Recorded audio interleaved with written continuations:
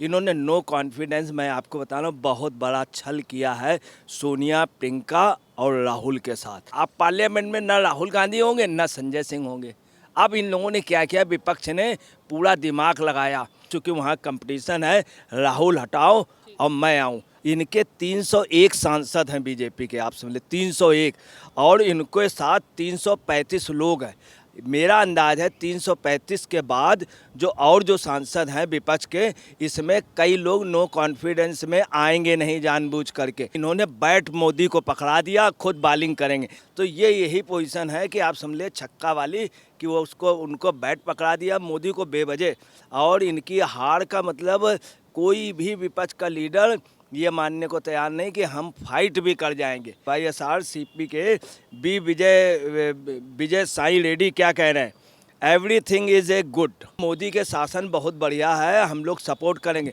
तमाम दल उनके सपोर्ट में पहले से आ गए। मणिपुर के मुद्दे को लेकर संसद से लेकर सड़क तक विपक्ष का हंगामा जारी है और इन सब के बीच विपक्ष अब सदन में अविश्वास प्रस्ताव लेकर आया है, ये मानते हुए, ये जानते हुए कि हार तय है, लेकिन बावजूद इसके विपक्ष का ये कहना है कि लोकतंत्र में सिर्फ संख्या ही जरूरी नहीं है। इस पूरे मामले पर विस्तार से बातचीत करेंगे वरिष्ठ पत्रकार अजय जी मेरे साथ हैं।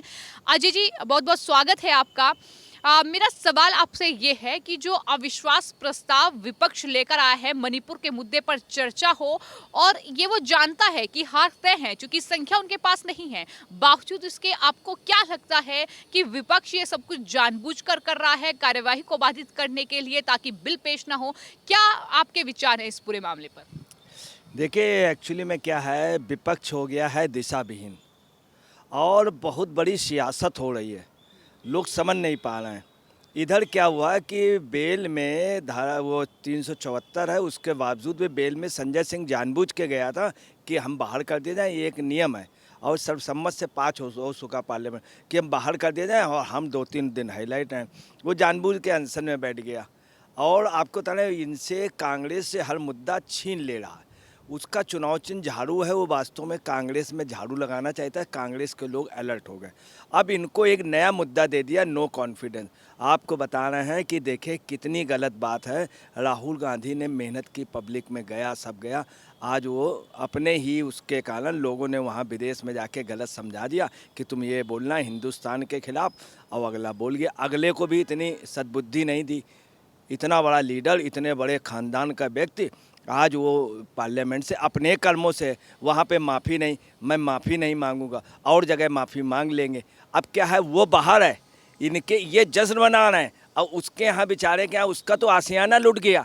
अब ये आप पार्लियामेंट में ना राहुल गांधी होंगे ना संजय सिंह होंगे। अब इन लोगों ने क्या किया, विपक्ष ने पूरा दिमाग लगाया कि इनको बाहर करो, उनको उधर नीतीश कुमार सोच रहे थे हम नेता बन जाए, शरद पवार सोच रहे हैं हम सोच, मगर जो सोचता है उसकी ज़मीन खसक जाती। शरद पवार सोच रहे थे, शरद पवार के लोग चले गए। उसके पहले उद्धव सोच रहे थे, उद्धव के ज़्यादा लोग चले गए। जो करता है वो, अब वो नीतीश कुमार है, नीतीश कुमार भी बाहर हो गए। अब इन लोगों ने क्या किया, मिल करके जानबूझ करके, कोई समझ नहीं पाया है। कल सबसे पहला जो लेटर दिया है वो दिया है BRS के MP नागेश्वर राव ने।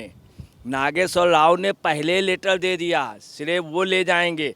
उन्होंने क्या किया है, 198 अंडर सेक्शन B के चैप्टर 17 के तहत मैं मोशन मूव करता हूँ, बाकायदे रिटन में दे दिया अपने पैड में, और उनको दे दिया लोकसभा के सेक्रेटरी जो करते हैं, मैं मोशन मूव करता हूँ। और मोशन कौन सा, नो कॉन्फिडेंस का।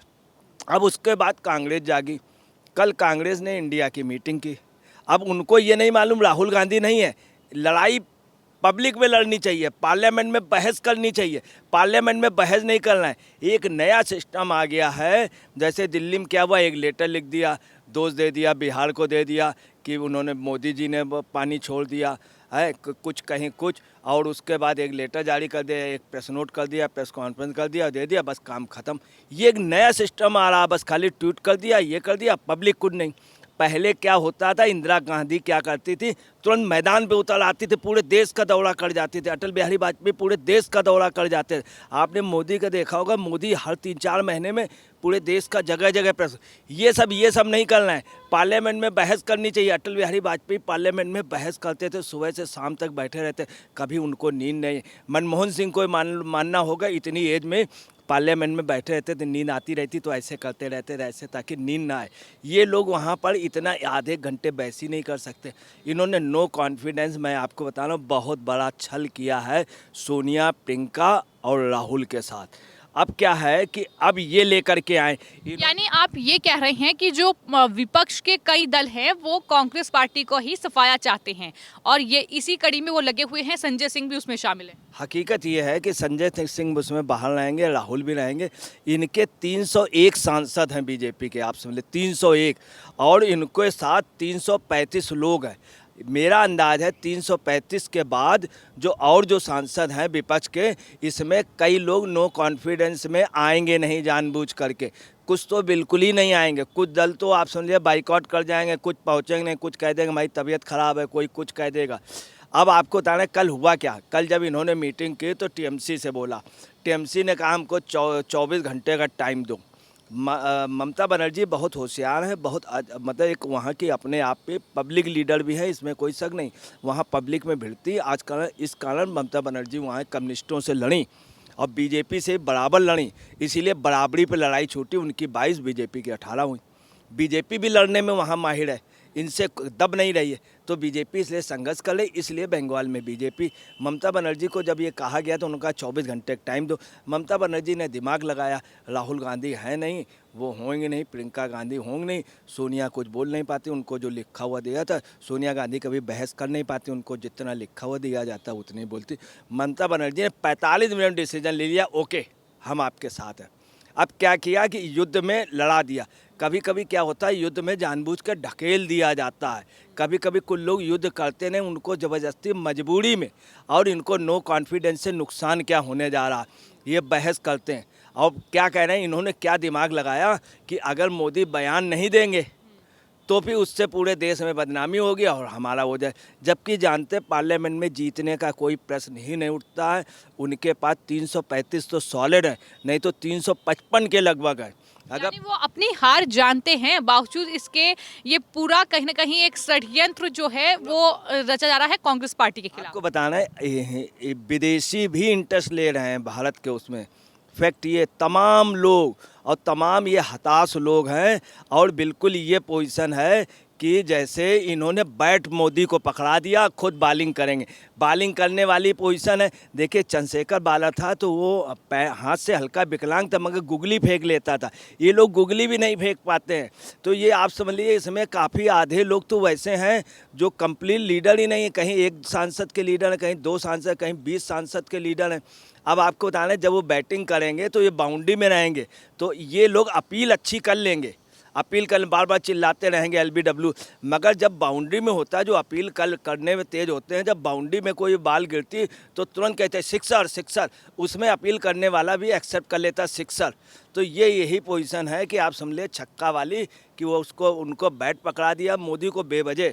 और इनकी हार का मतलब कोई भी विपक्ष का लीडर ये मानने को तैयार नहीं कि हम फाइट भी कर जाएंगे।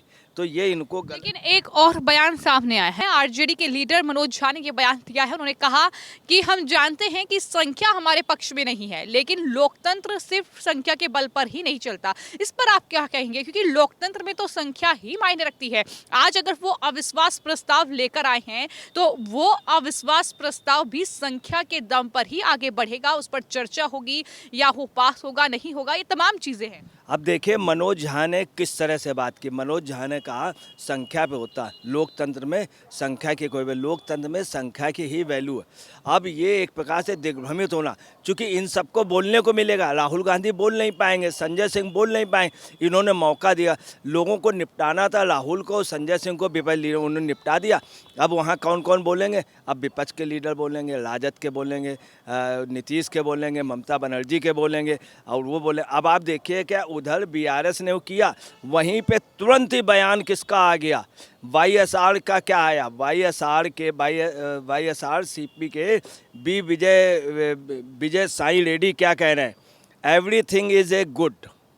और वो स्पष्ट कह रहे हैं कि मोदी के शासन बहुत बढ़िया है, हम लोग सपोर्ट करेंगे।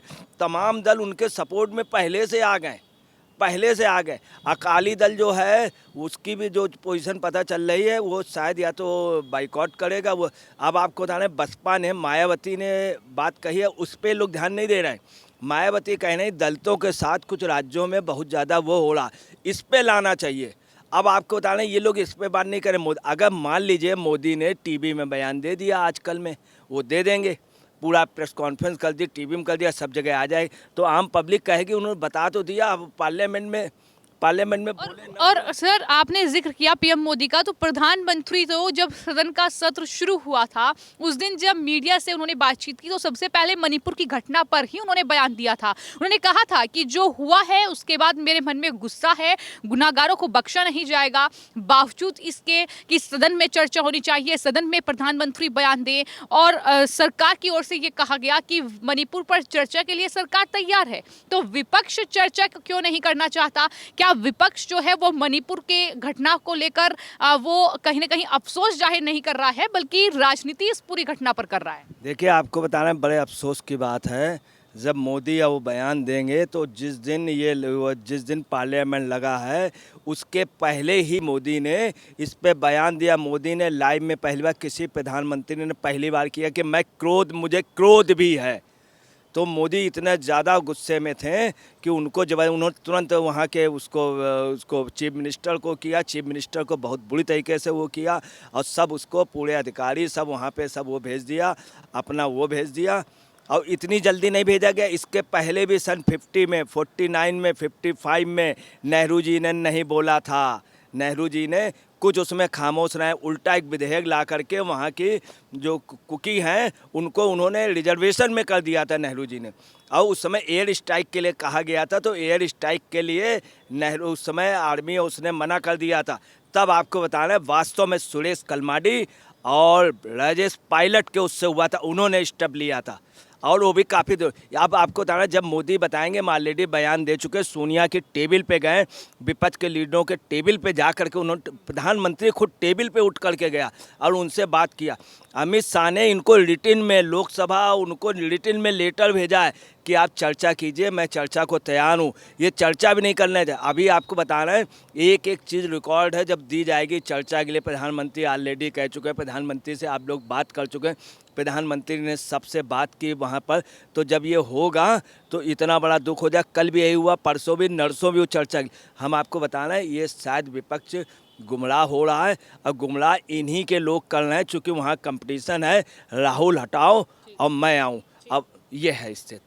तो इस पूरे मामले को लेकर जो अविश्वास प्रस्ताव विपक्षी दलों की ओर से लाया गया है संसद में, जो वरिष्ठ पत्रकार अजय जी ने हमारे साथ अपनी राय साझा की है, उनका ये कहना है कि कांग्रेस पार्टी खासतौर पर ये समझ नहीं पा रही है कि किस तरीके से विपक्ष के ही कई दल, फिर चाहे ममता बनर्जी हो, चाहे आम आदमी पार्टी हो, आरजेडी हो, उनके खिलाफ ही साजिश रच रहे हैं, षड्यंत्र रच रहे हैं, ताकि राहुल गांधी को रास्ते से हटाकर अपना रास्ता निकाला जाए, आगे बढ़ा जाए। अविश्वास प्रस्ताव जो लेकर आए हैं उसका क्रेडिट जो है वो बाकी विपक्षी दलों को मिल जाए। तो कहीं ना कहीं कांग्रेस को भी साइडलाइन करने की तैयारी है और कहीं ना कहीं विपक्ष जो है मणिपुर के मुद्दे को लेकर राजनीति कर रहा है। उनको कोई अफसोस नहीं है, मणिपुर की महिलाओं की चिंता नहीं है, सिर्फ और सिर्फ राजनीति करना उनका मकसद है। फिलहाल आपकी इस पूरे मामले पर क्या राय है, मैं कमेंट बॉक्स में जरूर लिखें और चैनल को सब्सक्राइब करें। धन्यवाद।